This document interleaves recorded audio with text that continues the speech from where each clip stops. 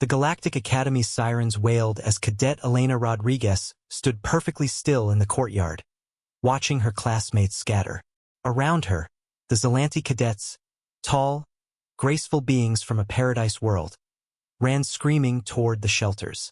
The insectoid Chrysal students took flight, their wings buzzing in panic.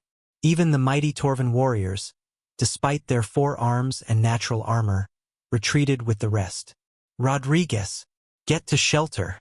Commander Valex shouted through the comm, his voice pitched high with fear. "The Korthax have breached the perimeter." Elena tilted her head, studying the approaching shapes. 6 Korthax hunters, each standing 3 meters tall, their biometallic skin rippling with muscle, faces full of teeth designed to tear through starship hulls. The Academy's textbooks called them the galaxy's perfect predators, immune to most weapons, hunting in coordinated packs, responsible for the extinction of 12 sentient species. But Elena saw something else. She saw the way they moved, fluid, calculating, testing the ground with each step. Pack hunters, apex predators, just like the tigers in the Mumbai Reserve where she'd grown up, just smaller than the grizzlies she'd tracked in Alaska. Definitely less cunning than the Cape buffalo that had nearly killed her in Zimbabwe. "Cadet Rodriguez, that's a direct order," Valex screamed. Elena rolled her shoulders and started walking toward the pack. The Korthax Alpha noticed her first, its 6 eyes focusing with predatory interest. A lone prey, separated from the herd, walking straight toward them. It barked something to its pack, probably discussing how to divide such easy meat. Elena kept walking, her gait changing. Not the measured steps of a soldier, but something older. The loose, ready movement of a persistence hunter who'd chased prey across the Serengeti as part of her anthropology training.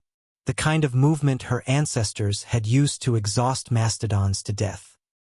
The Alpha growled, a sound that vibrated through the courtyard. Elena smiled.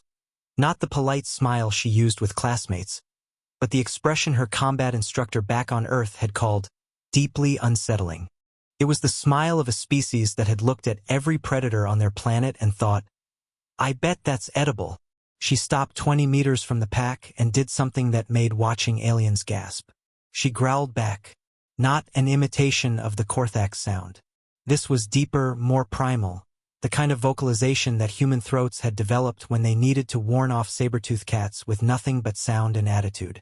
It came from somewhere behind her ribs, a rumble that spoke of volcanic origins and evolutionary arms races won through sheer, bloody-minded determination. The Korthax pack stepped back. Elena took another step forward and let her training fade, allowing something more fundamental to surface. Humans like to pretend they were civilized, that they'd left their animal nature behind. But Earth was a death world, and Deathworlders never truly forgot what they were. She picked up a rock, not a weapon, just a statement. Humans had conquered their planet with rocks and persistence. She hefted it, testing its weight, and the lead Korthax's eyes tracked the movement with sudden wariness. "You know what we are?" Elena said quietly, knowing they couldn't understand her words but betting they'd understand the tone. It was the same tone humans had used for 300,000 years to establish dominance. "Your instincts are screaming it right now, aren't they? You can smell it on me. The scent of a species that hunted your kind to extinction on our world."